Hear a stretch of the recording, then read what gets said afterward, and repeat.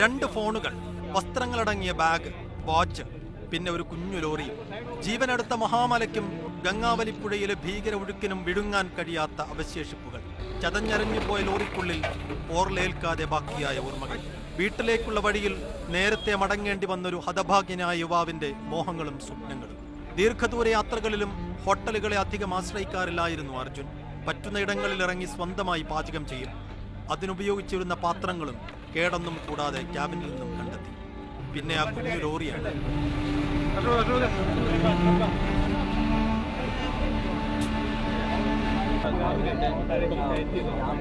യാത്രക്കിടെ എപ്പോഴോ മകന് വേണ്ടി മേടിച്ചതാണ്. ഒപ്പം കളിച്ചും കണ്ടും കൊതി തീരാതെ ഇറങ്ങിപ്പോരുമ്പോൾ അവൻ കാണാതെ ആ ലോറിയും കൂടെ എടുക്കും. ക്യാബിനിൽ എപ്പോഴും കാണുന്നൊരിടത്ത് വെക്കും.